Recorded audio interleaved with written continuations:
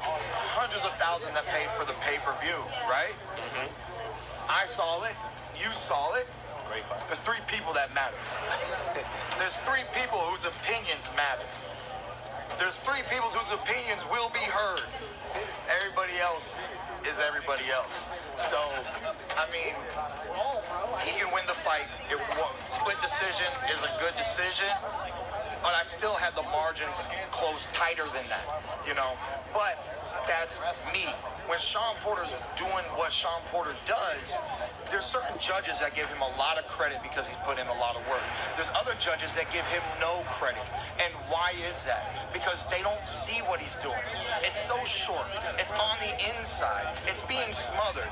As long as the guy is composed and has his hands up in some fashion, if you're not, like my coach Ben Getty said when we were in the amateur back in the day when it was a point system, if you're not slapping their head back, if you're not turning heads, what are you doing? It's hard to tell what you're doing.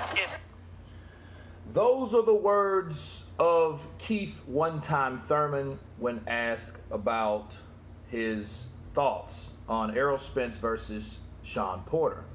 As you heard, he explained that the type of activity that Shawn Porter was doing,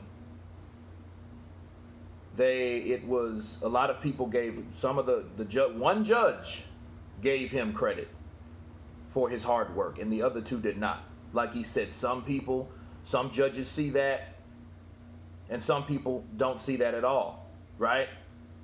They give you no credit for that, his words. And he said the split decision should have been a little tighter, okay?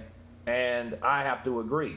You know, the decision was right, but because of who was scoring the decision, made it wrong on the way they scored it, okay? So you can say, well, he lost, but no. You have to count the points, or you have to count the rounds and score the rounds correctly. You know, 116 to 1, come on, man. 116 to 111? You know, that's not giving Shawn Porter many rounds at all, right? Was it 8-4? So we're looking at a fight that two of the judges scored that fight way off the rocker. And anybody that saw that fight, the commentators, the public, would have saw that fight a lot closer than that, if not a draw. Okay? I think personally, my opinion, the knockdown was the differ in that fight because it was back and forth action the whole time. But like Keith Thurman said, the three judges, the three people that it matters were the ones that decide, not anyone else. Okay? Now, I'm looking at that as his assessment, but what he also had to say in this particular video, I'll let you listen. That's not what you're doing. But it seemed like that's what Shawn was doing up until the knockdown. He was the guy. But that's what I'm saying, you know. But they're so short. They're so short. You know, it's like right hook. There was a time he hit Spence with like what, 4 uppercuts? Did y'all think that's like yeah. Like damn, Shawn. How did you compare this performance from Errol compared to your fight with Shawn? I think I beat Shawn in cleaner fashion. My judges agreed. I won by majority, or unanimous. I won unanimous, even with the fact that some people felt differently too, right? But I got those 3 judges to say unanimous. This was a split. It was the closest fight of Errol's career. We've all been waiting for this moment, you know, just to really say, hey, it wasn't that easy, you know. Wow. Now, he feels, of course, that he felt he beat him in a cleaner fashion, which I do agree. I'm looking at those 2 fights with Keith Thurman and Shawn Porter, right? I see Shawn Porter and Keith Thurman. Keith Thurman did land, and Keith Thurman wasn't composed. He was hurt when he did go to the body. We know what Keith Thurman's kryptonite is by now. Pacquiao showed us. Collazo showed us, okay? Along with Shawn Porter. So we know what his kryptonite is. But he was hurt that one time But there were flush times that Keith Thurman caught Shawn Porter with huge punches, okay? And he took it like a champ, okay? I think it was at the 10th, 11th round. He caught Shawn Porter, and Shawn Porter spinned around, okay? And he took it and kept going. He's a dog. He likes that grit. You know what I mean? And also, his point being made, Keith Thurman, it was a unanimous decision versus a split decision. You know, he got those judges on that night to judge it unanimously, not in a split. See, anytime you have a split decision, that is one judge showing it one way, another judge showing it the other way, and of course the other judge showing it another way. Not everyone's on the same page, in other words. So you have, you know, a split decision. A split decision is not unanimous. See, when you win something unanimous, there's no reason for a rematch. There's no reason for any of that. Okay? That's why people are screaming rematch. Now with Keith Thurman, he has a pony in the show because he's fought Shawn Porter and he beat Shawn Porter, right? Now, of course, he's not a belt holder no more. He lost his WBA belt to Manny Pacquiao, but it does show you that you got a guy that wanted these and desired these fights, like Errol Spence. He wanted these fights. He wanted them badly, okay? And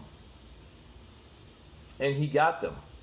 And what did we find out about Errol Spence? We found out that he is not what people thought he was. He's a good fighter. But is he anything special according to the hype he was on? Or the rumor or the boogeyman, you know what I'm saying? Is he that person? He is not. He's going to struggle against Shawn Porter. I believe he's going to struggle with Danny Garcia. He'll struggle with Keith Thurman. Look, he's just showing that he's a good fighter in the welterweight division. He doesn't stick highly above any of the other fighters. Okay, of course, we have to mention Terrence Crawford now. Now, where does he fit in? Well, let's compare the last two performances. Errol Spence versus Porter or Crawford versus Khan. Okay, who do you think dispatched their fighter or beat their fighter more convincingly? A 7th round quit by Khan or a 12th round decision by by Porter, right? You know, that answers that question right there. Terrence Crawford showed that he was the more dominant fighter with his opponent. Sure, I know that was a totally different opponent, you know. For the Spence fans, you know, well, hey, that was Shawn Porter. He's one of the toughest in the division. But before that, people were calling him a bum, right? Wasn't he a bum? Because everybody wanted to see Crawford. Wasn't Shawn Porter the easy route? Didn't Errol Spence call Shawn Porter the easy route? Come on now, we can't backtrack on, oh yeah, Shawn Porter he's the truth. No, this was Shawn Porter's night. Because Shawn Porter showed what he was worth on that side of the street. And he showed to Errol Spence, if you want to come up here with the big boys, you're going to have to get down and dirty. And you're going to have to do a lot more than a split decision if you want to be regarded as one of the best pound-for-pound fighters. Because this doesn't prove he's one of the best pound-for-pound fighters having the decision like this. You know what I mean? Yes, he won the fight in my opinion, but is he anything special? No, he's not a Terrence Crawford. He's not a Floyd Mayweather. He's not a Lomachenko. He's nowhere near these. He's not a Canelo Alvarez. And I would love for him to take his ass up there. I would rather him go and fight Canelo like everyone else did than to fight Terrence Crawford. You know why? Because then at that point he'll know what it's like to be Kell Brook, to be Mikey Garcia, okay? To be Floyd Mayweather and Manny Pacquiao. He'll know what it's like to move up in weight and challenge someone bigger than him. That would be a treat to see, right? So, Keith Thurman, back to him. He said he beat Shawn in a cleaner fashion. You guys tell me what you think about his assessment. Of course, please subscribe. And you guys been Counterpunch. Peace.